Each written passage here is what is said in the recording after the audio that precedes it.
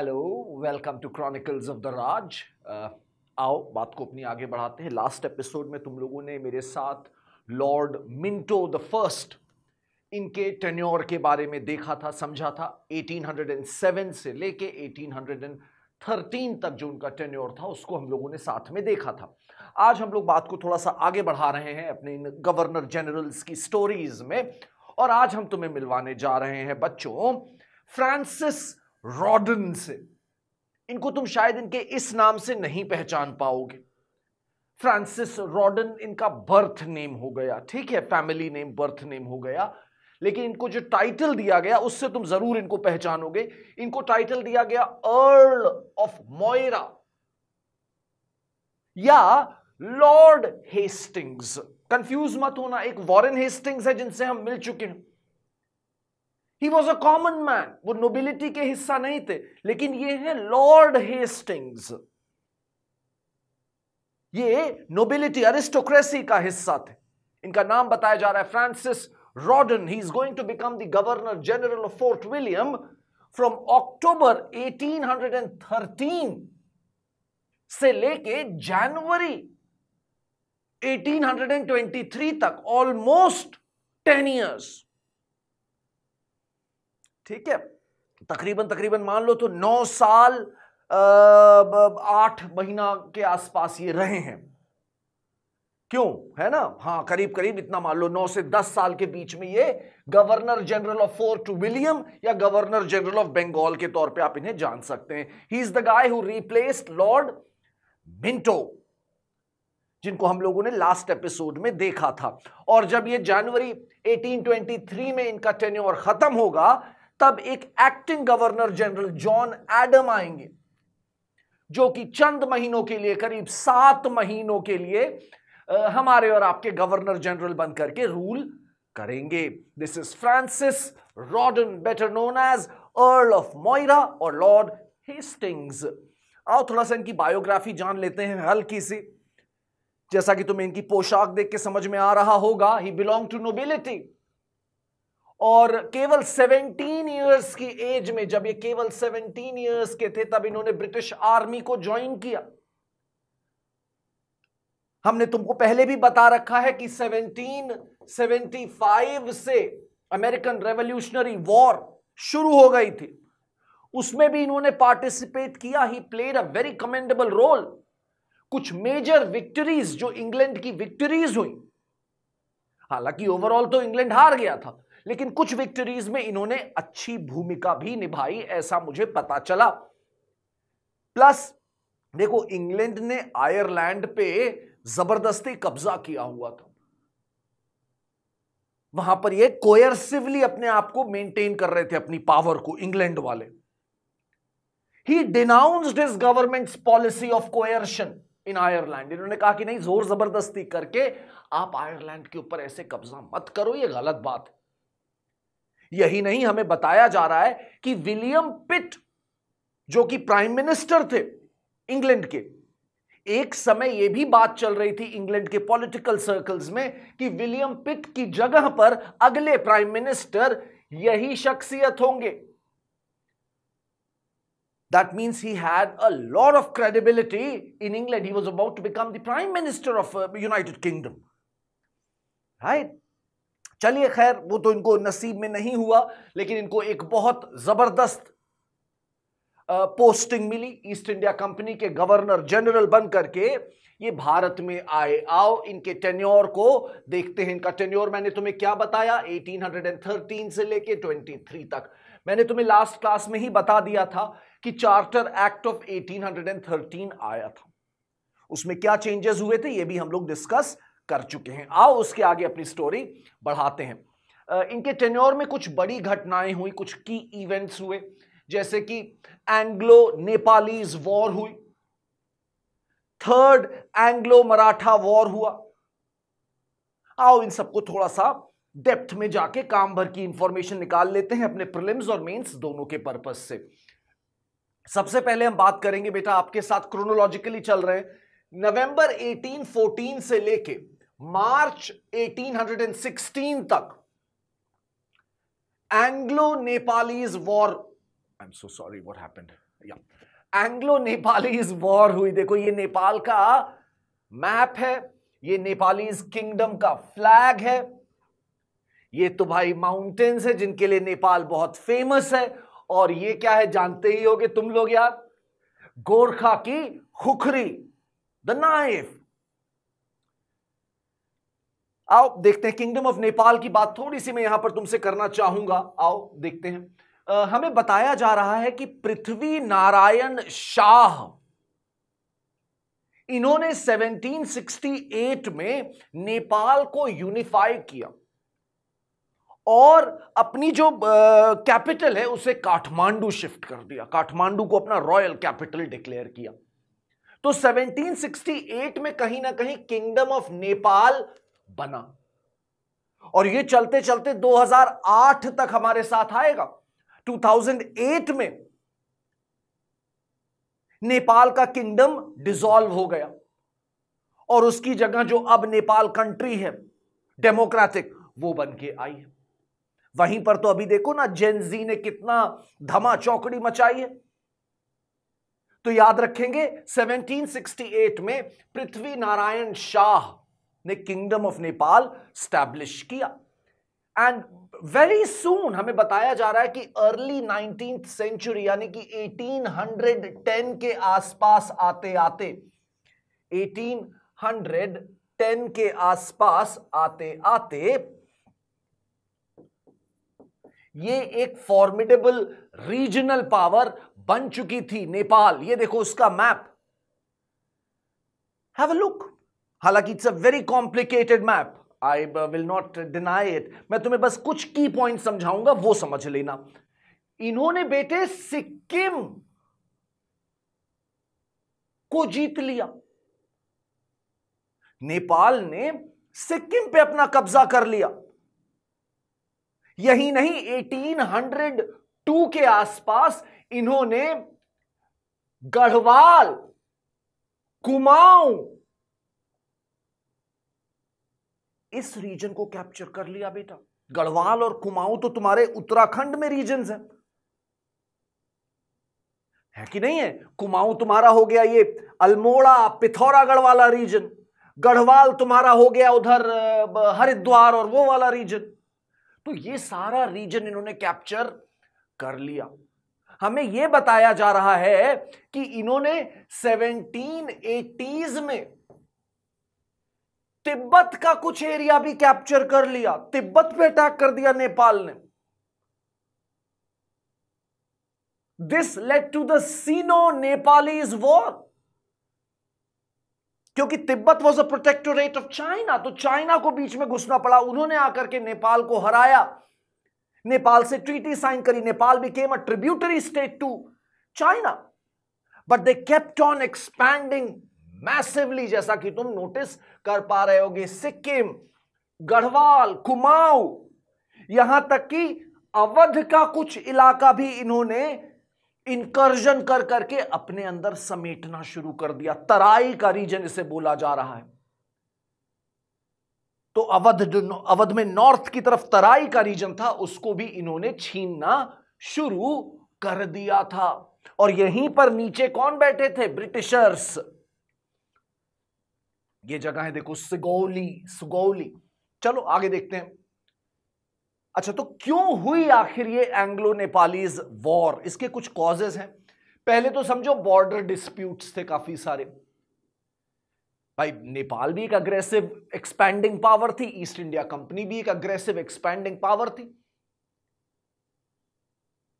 East India company ने जिस तरह से अपने बफर जोन्स बना रखे थे, उन स्टेट्स में जब इनका इंकर्जन हुआ तो जाहिर सी बात है ईस्ट इंडिया कंपनी के संग इनके बॉर्डर डिस्प्यूट्स शुरू हो गए। फिर ब्रिटिशर्स कहीं ना कहीं लगातार सर्वे कर रहे थे टेरिटरीज का, और they wanted to demarcate an official border. That also led to a lot of conflicts कि यार आप क्यों जबरदस्ती लैंड सर्वे कर रहे हो, डिमार्केट कर रहे हो बॉर्डर्स। तो यह भी एक बड़ी वजह बताई जा रही है किताबों में। फिर हमें यह बताया जा रहा है कि ब्रिटिशर्स कहीं ना कहीं चाहते थे कि जो ट्रांस हिमालयन ट्रेड रूट है, मतलब हिमालय के उस पार जो ट्रेड रूट्स हैं, तिब्बत और चाइना, वहां के मार्केट्स को जाने वाले जो रास्ते हैं, जो पासेस हैं, उन पर अपना कंट्रोल बना पाए। यह भी एक इकोनॉमिक वजह थी इस लड़ाई के पीछे।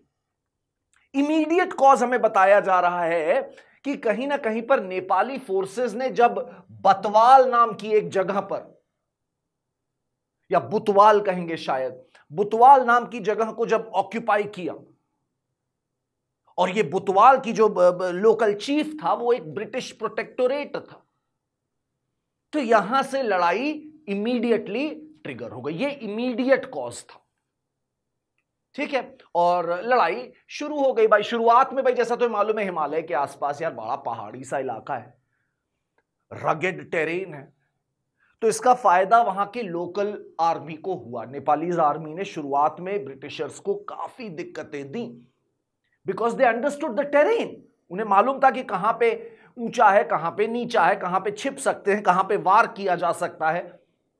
Britishers had no clue, East India Company had no clue. तो इसकी वजह से शुरुआत में इनको काफी फायदा नेपाल को हुआ, बट जैसे जैसे लड़ाई थोड़ा सा खींची तो जाहिर सी बात है ईस्ट इंडिया कंपनी के पास बहुत फॉर्मिडेबल एडवांटेज थी, because they had a lot of resources. Their resources were not only immense, they were superior. और इन वजहों से फाइनली ये लोग जीत गए। हमें बताया जा रहा है एक नाम, डेविड ऑक्टरलोनी। ये एक जनरल थे ईस्ट इंडिया कंपनी के, और इन्होंने ही कुमाऊं और गढ़वाल, ये जो मॉडर्न डे उत्तराखंड का रीजन है, उसको आजाद कराया नेपाल से। 12 साल तक यहां पर ये लोग काबिज थे नेपाली। 12 साल तक इन्होंने कब्जा जमाए रखा था गढ़वाल और कुमाऊं पर। और गढ़वाल और कुमाऊं के लोग इन 12 सालों को, they remember it as very brutal days, because Nepalese apparently exploited the local population. लोगों को परेशान किया, हैरेस किया। तो इसलिए ये लोग नेपालियों को अच्छे से नहीं, मतलब दे somehow don't remember these days very fondly, and they blame Nepalis for the brutal suppression which they saw in these 12 years. Finally it was David Auchterlonie जिन्होंने आजाद करा दिया गढ़वाल और कुमाऊं को। फाइनली 4 मार्च 1816 को ट्रीटी ऑफ सुगौली, ये देखो ये है ना, ये है सुगौली जगह, यहीं पे बैटल हुई थी आखिरी, और जब इसमें हरा दिया गया तो यहीं पर एक ट्रीटी साइन करी गई। इस ट्रीटी में देखो क्या बोला गया, गढ़वाल और कुमाऊं का एरिया ईस्ट इंडिया कंपनी को दे दिया गया, सीड कर दिया गया, ठीक है भाई। तराई का जो रीजन था और सिक्किम का जो रीजन था, उसके ऊपर अपने सारे क्लेम्स नेपाल ने वापस ले लिए। सारे क्लेम्स नेपाल ने वापस ले लिए, और साथ ही साथ ये बात भी मान गए कि काठमांडू के रॉयल कोर्ट पे एक रेसिडेंट बैठेगा। रेसिडेंट मतलब ईस्ट इंडिया कंपनी का एक नॉमिनेटेड ऑफिसर बैठेगा, and the king must consult this resident before making any important decision.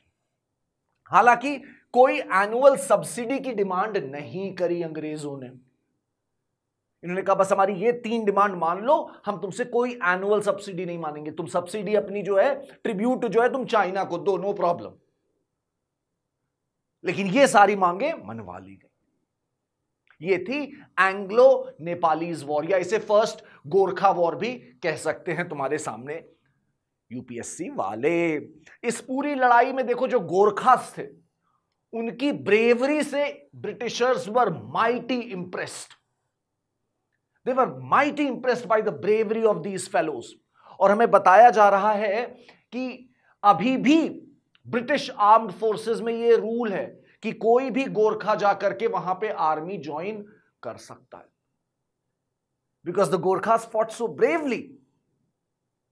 Gorkhas can be a part of 3 armies, India, Nepal and Britain. तीनों जगह पे तुम्हें देखने को मिलेगा गोरखा रेजिमेंट्स। देखो खुखरी इनके हाथ में ये रहती है, यही इनकी पहचान है एक तरह से देखा जाए तो। अच्छा, फिर लॉर्ड हेस्टिंग्स के टाइम पर एक और बड़ी घटना घटी, which we should also be aware about. This is the 3rd Anglo Maratha war. ये 1817 नवंबर से शुरू हुई और अप्रैल 1819 तक जाती है। ये ईस्ट इंडिया कंपनी का फ्लैग है, ये ऑफ कोर्स मराठा फ्लैग है। आओ इसकी भी कुछ डेवलपमेंट्स जानने की कोशिश करते हैं। ठीक है, ये बेटा जो तुम पेंटिंग देख रहे हो ये है पिंडारी की। पिंडारी कौन थे? पिंडारी वर्दी इर्रेगुलर हॉर्समैन, मतलब ये घुड़सवार थे जो रेगुलर आर्मी का हिस्सा नहीं थे। जब लड़ाई होती थी, जब रेड होती थी, तब ये आ जाते थे, लड़ाई के बाद ये वापस चले जाते थे। ये रेगुलर आर्मी का हिस्सा नहीं थे, इनको कोई सैलरी नहीं देता था। लड़ाइयों में जो चीज जीतते थे वही इनकी वेल्थ बन जाती थी, बूटी जिसे कहते हैं, है ना। तो ये रेड मारने के समय या लड़ाइयों के समय आ जाते थे, फिर अपना तितर बितर हो जाते थे। These were Pindaris, these were bands of irregular horseman. शुरुआत में ये मुगल्स की तरफ से लड़ते थे, फिर धीरे धीरे ये मराठों की तरफ से लड़ने लग गए, लेकिन फिर मराठा पावर तो डिसॉल्व हो गई बेटा। सेकेंड एंग्लो मराठा वॉर में तुमने देखा था क्या हुआ था। सेकेंड एंग्लो मराठा वॉर याद है? वेलेस्ली के वीडियो में जाके देखना, अगर मिस कर दिया है तो सारे वीडियोस लाइन से देखने की कोशिश करना। ठीक है, तो भाई क्या कहते हैं तुम्हारे ये पिंडारीज जो थे, सेकेंड एंग्लो मराठा वॉर के बाद जब सारी मराठा पावर्स ने सब्सिडियरी अलायंसेस साइन कर लिए, कोई लड़ाई वड़ाई हो नहीं रही है, तो ये बेचारे पिंडारी तो जॉबलेस हो गए, अनएम्प्लॉयड हो गए। तो ये क्या करें? दे बिकेम इंडिपेंडेंट रेडर्स, और इन्होंने मध्य भारत में, सेंट्रल इंडिया में कई जगह पर रेड करना जारी रखा। अंग्रेजों के इलाकों में घुस घुस के रेड मारते थे ये। हैदराबाद, नॉर्दर्न सरकार्स तक जा जाके ये लोग रेड मारते थे, ऐसा इनके बारे में बुक्स में लिखा हुआ है। और पिंडारीज तमाम धर्म और जातियों से मिल के बने थे, किसी एक धर्म या जाति के नहीं थे ये।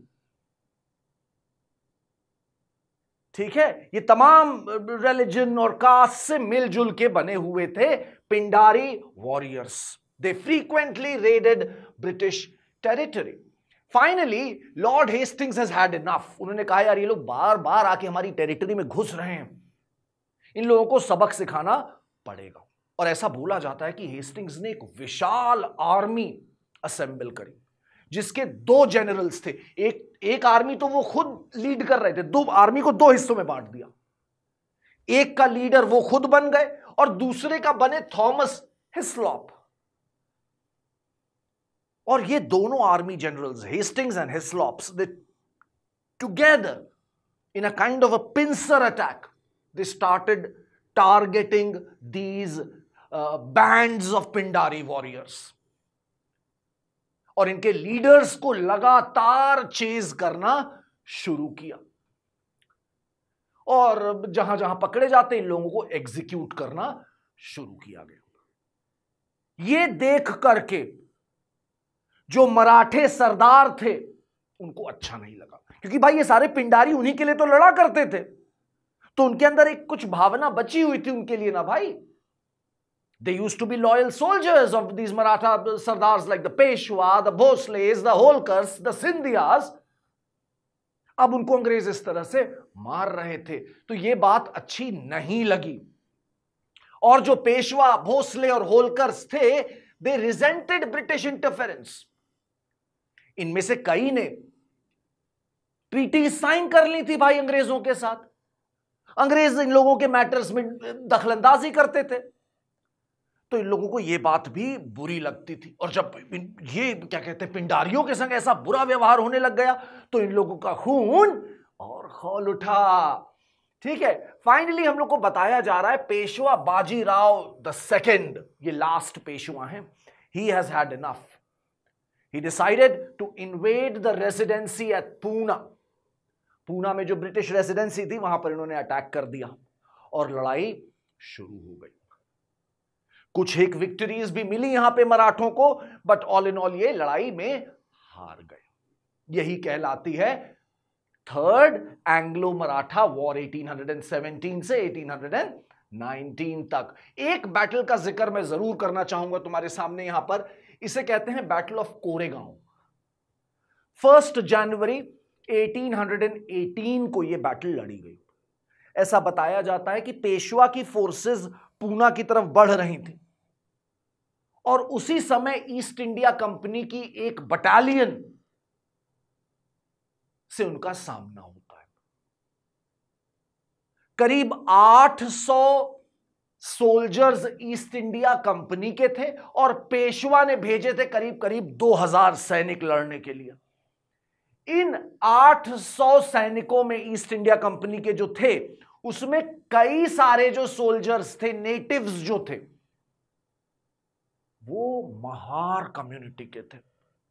महार कम्युनिटी जिसको समझ लो क्या कहते हैं, दलित भी कह सकते हो, है ना। इसको इन्हीं में से मतलब ये कम्युनिटी अनटचेबल भी मानी जाती रही थी historically. B.R. Ambedkar Mahar community के ही थे।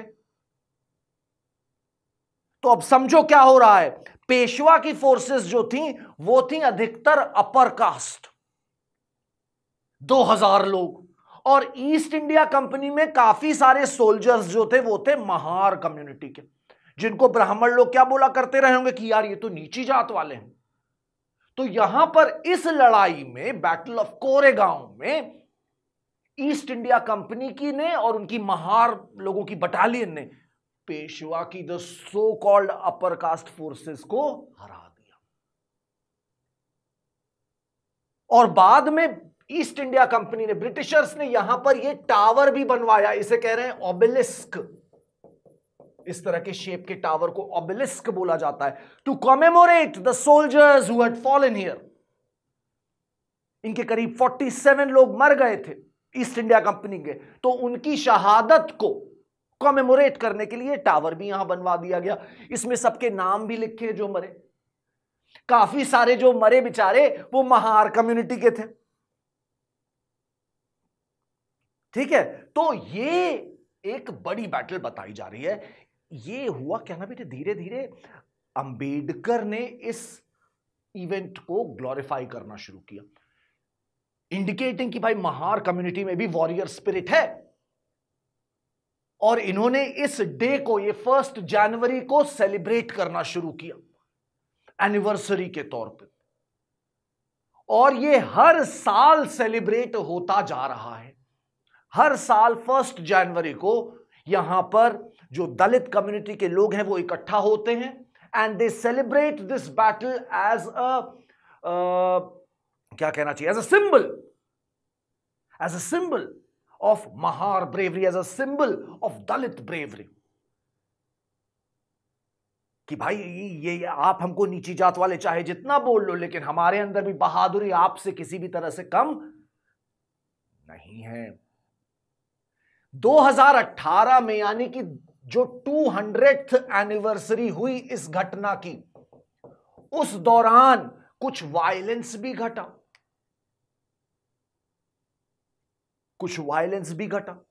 दलित्स पर कॉन्ग्रेगेटिंग, वो लोग इस डे को सेलिब्रेट करने के लिए, भाई 200वीं वर्षगांठ थी, so everybody was coming around and they were trying to celebrate it in a big manner. A lot of Hindu groups, a lot of upper caste groups, they did not like it, and this led to a lot of violence as well. Some people even lost their lives. इसको कहते हैं Koregaon Bhima violence. Koregaon बेटा पुणे के पास में एक जगह है, भीमा नदी है उसी के बैंक पर है, इसीलिए बोल रहे हैं कोरेगांव भीमा, ये भी बोला जाता है इसे। ठीक है, ओके। सो इस पूरे 3rd एंग्लो मराठा वॉर का नतीजा कुछ ऐसे हुआ कि पेशवाशिप अबॉलिश हो गई। Bajirao the second was the last Peshwa. इनको रिटायर करके बिठूर भेज दिया गया। Bithoor is near Kanpur.